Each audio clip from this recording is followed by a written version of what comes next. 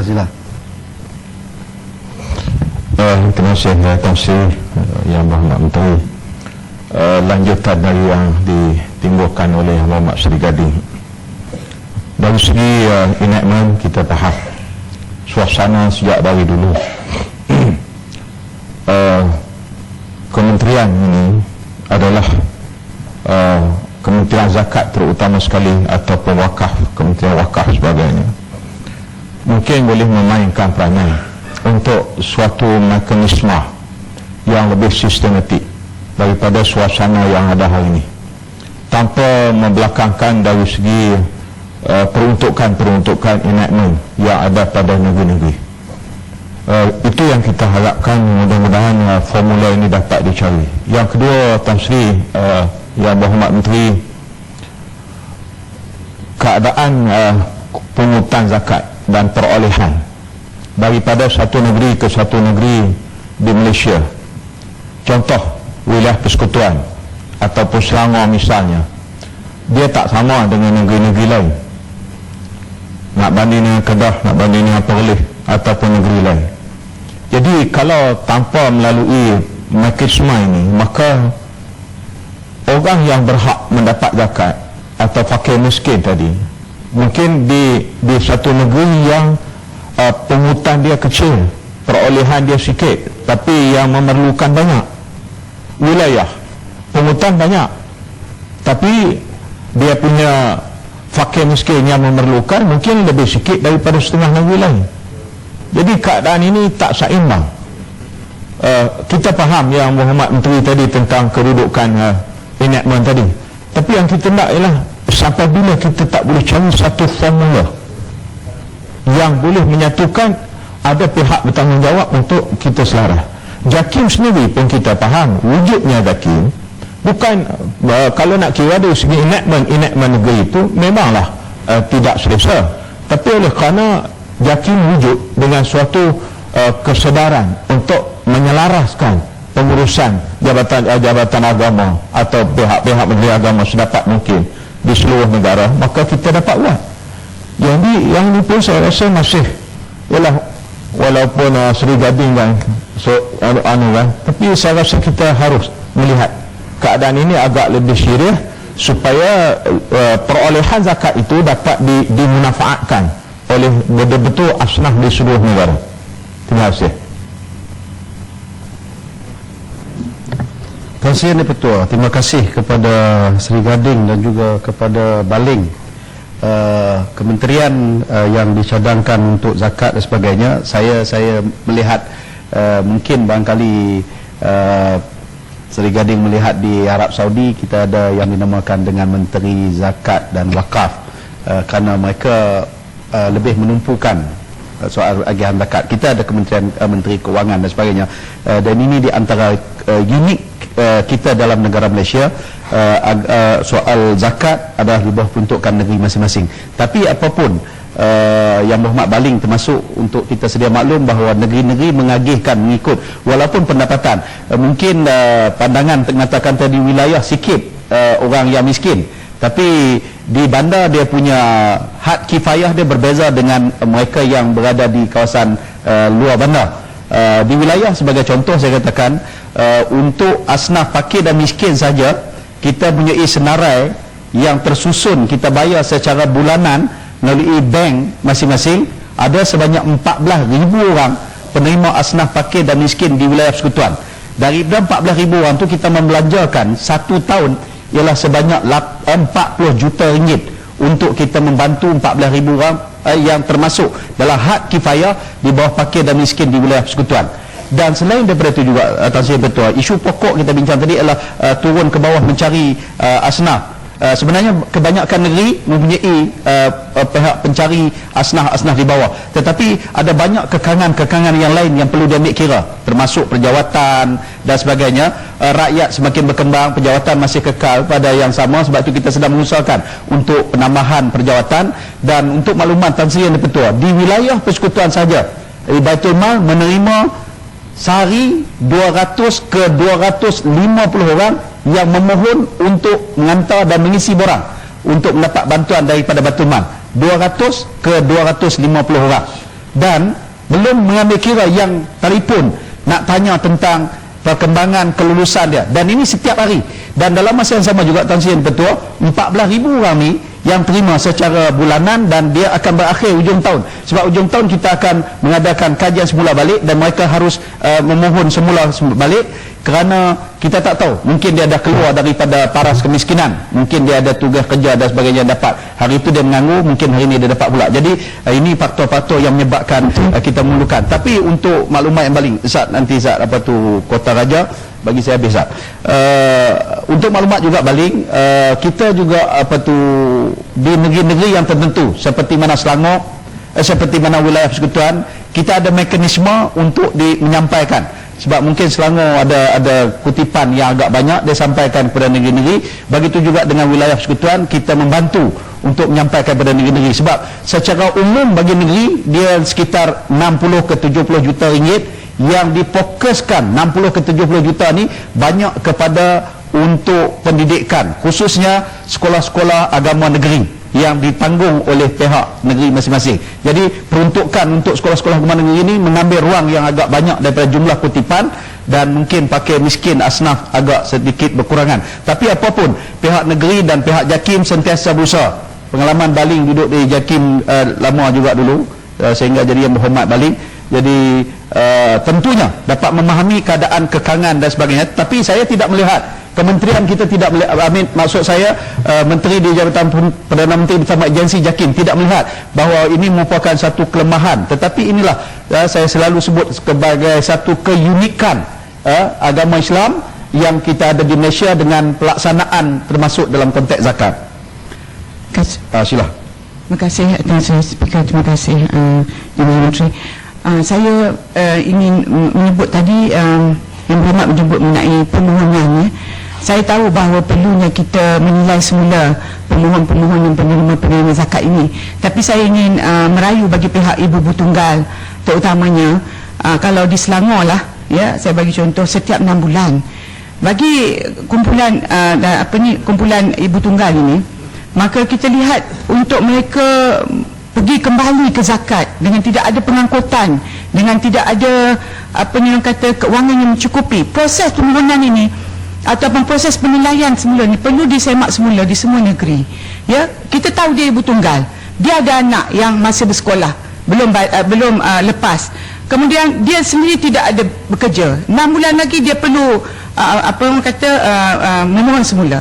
Ini adalah satu kepayahan bagi mereka. Jadi pihak zakat perlu ada mekanisme untuk penilaian semula, kerana inilah yang sebenarnya menyusahkan mereka. Kedua adalah ramai daripada kalangan yang meminta zakat. Minta maaf saya sebut kepada pegawai-pegawai jabatan-jabatan agama negeri. Saya minta maaf sebab setiap kali komplain mereka, aduan mereka, kami ni macam mengemis. Ya, pergi tidak dilayan sepatutnya, dan apabila layanan yang tidak menyebabkan maruah mereka, malunya mereka, seolah-olah mereka terpaksa mengemis, menyebabkan kadang-kadang mereka pun rasa kecewa dengan jabatan-jabatan zakat ini. Maka inilah di antara sebabnya apabila ada pihak lain yang tidak bertanya soal dengan banyak tetapi terus memberi bantuan, maka ketika itu kita orang Islam marah kepada pihak lain yang sedia menghulurkan bantuan. Jadi saya harap pihak menteri dapat buatlah sesuatu untuk memperbaiki perkara ini. Terima kasih Kota Raja. Saya ingat cukup memadai kalau saya jawab 14,000 di wilayah persekutuan yang kita santuni pada setiap tahun itu. Itulah gambaran betapa kita berhemah dan menyantuni kalangan asnaf fakir miskin. Mungkin ada kes-kes yang terpencil, sebab saya juga kena maklumkan kepada Dewan ni, Tan Sri Yang Ketua, ada pegawai Batul Mal saya yang diminta, belum sempat tanya lagi nama dan sebagainya, dah kena tumbuk dah Tan Sri Yang Ketua. Jadi yang tu pun kena ambil kira Kota Raja, jangan tak kesian sama pegawai-pegawai saya yang bertugas, kena kesian juga pegawai-pegawai yang bertugas di Selangor dan sebagainya, sebab dia kena tumbuk. Ada pihak, jadi terima kasih banyak Kota Raja. Ada pihak yang merasakan itu hak dia dan dia tak boleh diberhentikan terus. Ya, kita untuk maklumat Tan Sri Yang Ketua, daripada senarai yang panjang tu juga ada juga yang senarai pendek. Tadi saya kata senarai panjang, senarai pendek yang dia sepatutnya dah dapat daripada pelbagai agensi. Saya faham dan saya pernah melihat satu kes di mana dia minta di Selangor, dia minta di wilayah, dan dia minta dekat dengan Negeri Sembilan. Sebab itu pegawai yang bertanggungjawab ini terpaksa beramanah. Jadi sebab itu ada timbul persoalan yang sebagaimana saya sebutkan tadi. Boleh. Baik, bentar. Ya, betul. Saya dalam perbahasan saya ada menyentuh tentang akta zakat. Ini belum lagi, nanti ada jawapan depan. Itu Ustaz. Ada satu lagi saya minta kalau boleh isu zakat ni diselaraskan dari segi ada dalam bentuk penjelasan di peringkat pusat supaya benda itu tidak jadi bercelau, sebab dia lain, dia punya pengurusan di sini dengan pengurusan di sana. Saya harap nanti minta Menteri jelaskan sikit akta zakat ni. Tuan Sri, ini betul. Pak Bunta minta penjelasan. Saya dah jawab awal tadi, Pak Bunta, mungkin Pak Bunta baru masuk ni, berkenaan dengan akta zakat dan sebagainya yang sudah wujud di negeri, dan ini hak enakmen negeri masing-masing. Jadi sebab itu JAKIM tidak dibolehkan untuk mewujudkan lagi akta yang lain dan baru, tetapi sudah ada di peringkat negeri masing-masing. Bagaimanapun pihak JAKIM sentiasa melihat kepada peningkatan dan penambahbaikan, dan kita cadangkan kepada negeri-negeri untuk penambahbaikan. Dan soalan yang berhormat tadi yang telah dibahaskan pada yang lalu, terima kasih yang berhormat Baik Bunta. Jawatankuasa untuk maklumat, Baik Bunta mencadangkan supaya diwujudkan akta zakat bagi menyelesaikan pelbagai isu zakat. Untuk maklumat yang berhormat, Jawatankuasa teknikal Undang-Undang Syarak dan Sivil JAKIM telah memutamatkan draft rang Undang-Undang Zakat dan Fitrah, dan JAKIM telah mengemukakan kepada Jabatan Peguam Negara pada 3 Jun 2011. Draft rang undang-undang ini sedang dalam semakan dan penelitian Jabatan Peguam Negara. Mengenai saranan supaya fatwa zakat diselaraskan, dimaklumkan bahawa usaha penyelarasan dan penyeragaman fatwa mengenai zakat sentiasa dilaksanakan selaras dengan suasana dan pandangan semasa. Sehingga kini terdapat 26 pandangan hukum dalam pelbagai isu berkaitan zakat telah diperbincangkan dan diputuskan bagi menjadi panduan kepada masyarakat dan pihak berkuasa agama negeri. Sebagai contoh, muzakarah jawatankuasa fatwa Majlis Kebangsaan bagi hal ehwal agama Islam Malaysia kali yang ke-57 telah bersidang pada 10 Jun 2003 telah memutuskan bahawa harga zakat fitrah bagi negeri-negeri di Semenanjung Malaysia adalah berdasarkan harga setempat yang ditetapkan oleh Bernas bagi beras super tempatan grade A mengikut timbangan 1 gantang Baghdad bersamaan 2.60 kg.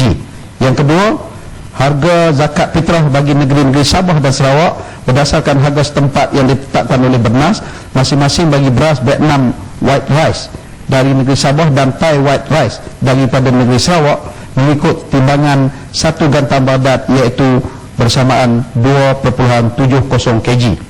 Oleh yang demikian, pengasahan fatwa di peringkat Jawatankuasa Fatwa Kebangsaan merupakan usaha yang berterusan. Bagaimanapun, ia tertakluk kepada persetujuan dan juga penerimaan negeri-negeri masing-masing. Tan Sri Yang Ketua, isu berkaitan sekolah agama rakyat telah dibangkitkan oleh Yang Berhormat Pasir Mas dan Yang Berhormat Bukit Gantang, Yang Berhormat Padang Terap dan Yang Berhormat Bagan Serai.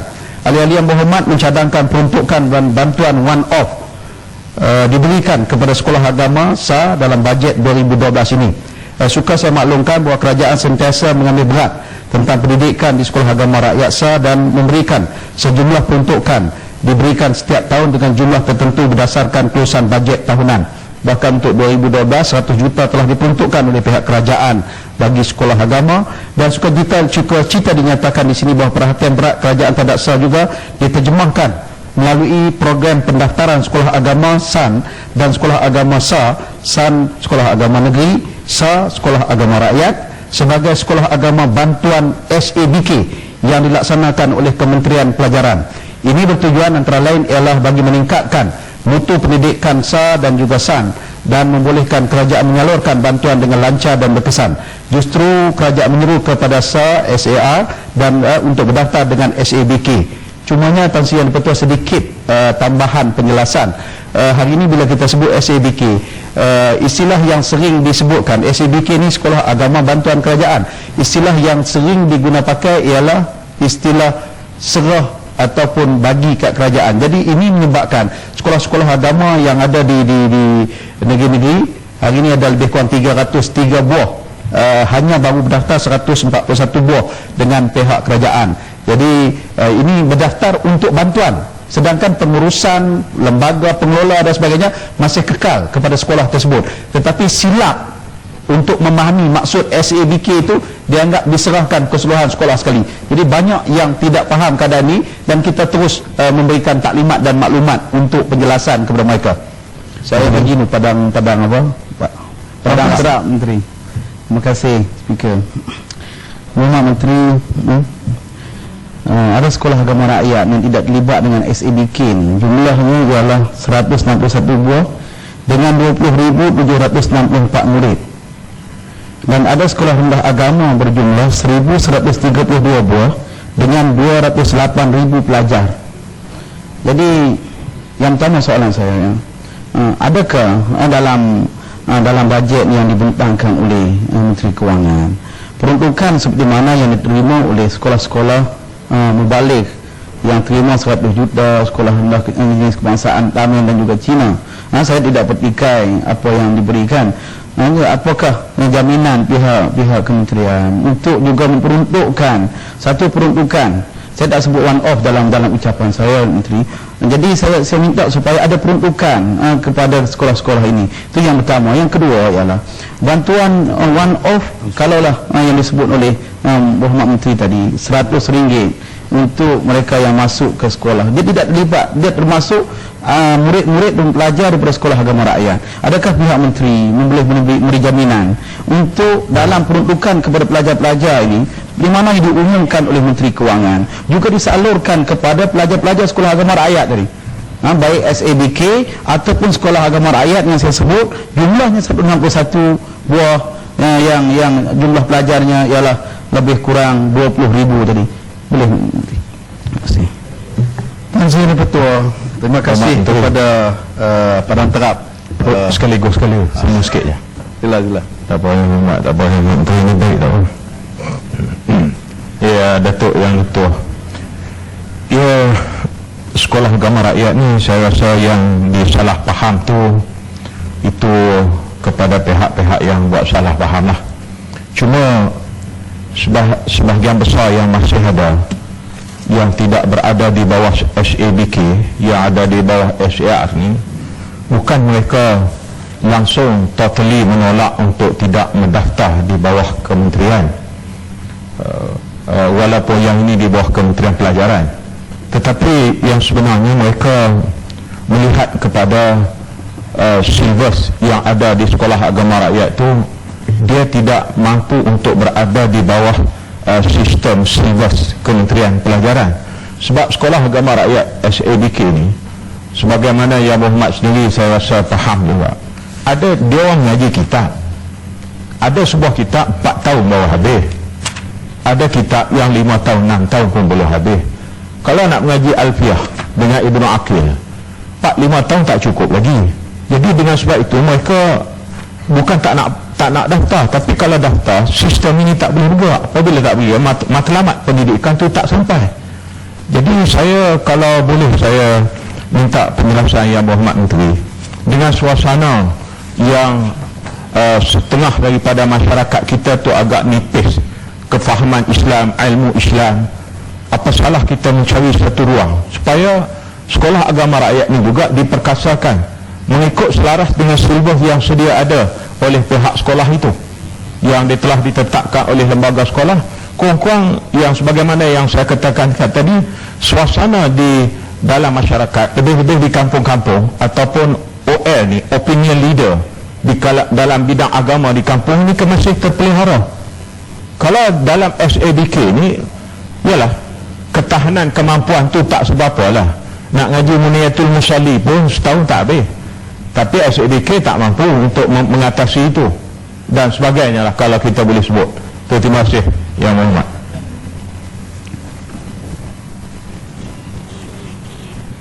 Terima kasih Baling dan juga Padang Terap. Sebenarnya kalau untuk lebih dalam dan lebih detail untuk penjelasan bagi peruntukan di bawah SAN dan juga SAR ni, Sekolah Agama Rakyat dan Negeri, penjelasannya adalah di bawah Kementerian Pelajaran, bukan di bawah JAKIM. Tapi oleh kerana hal ini telah diperbincangkan panjang sikit, saya tambah dulu. Yang pertamanya untuk Padang Terap tadi kita masih lagi pegang bahawa bukan sekolah-sekolah lain saja. Ni orang nak menunjukkan betapa rakyat didahulukanlah semua sekali sekolah, termasuk sekolah membalik yang kita sebut tadi. Bahkan sekolah agama ada peruntukan 1 juta. Di samping yang sama pula, oleh kerana dah Padang Terap tanya, terpaksa saya jawab jugalah bahawa peruntukan per kapita yang bagi mereka yang tak masuk di bawah SABK itu masih berada kekal di sana. Cumanya penjelasan lanjut nanti akan diperjelaskan oleh kementerian yang berkenaan. Jadi maknanya per kapita kalau kita tengok satu pelajar yang diberikan sekolah rendah, sekolah menengah dan juga menengah atas, tingkatan 6 rendah dan 6 atas telah pun diputuskan. Dan begitu juga kurikulum hari itu mungkin ada sekolah yang untuk baling sekolah yang kurikulum Azhari tidak diambil kira. Tapi pihak kementerian dalam jawapan baru saya dapat ini, Kementerian Pelajaran juga bersetuju kurikulum dan juga kurikulum Azhari telah dipersetujui untuk dimasukkan dalam arus perdana yang diperakui oleh kementerian. Jadi sebab itu pada saya mungkin bukan hanya faktor kerana kitab itu perlu dibaca lama sangat yang Muhammad Baling, tetapi dengan kira juga ada sekolah-sekolah yang saya temui secara sendiri bersama dengan sekolah-sekolah tersebut. Dalam perbincangan kita, mereka masih lagi berpegang kepada amanah daripada turun-temurun keluarga dan sebagainya, ataupun mereka yang telah menubuhkan sekolah supaya dilaksanakan secara persendirian. Jadi itu yang menyebabkan mereka menolak untuk SABK, bukan kerana faktor kerana kurikulum itu sangat, tetapi saya tak tolak bahawa ada faktor sedikit sebanyak soal kurikulum tadi dan memerlukan penjelasan, dan pihak kementerian dah bersetuju untuk kurikulum Azhar digunakan.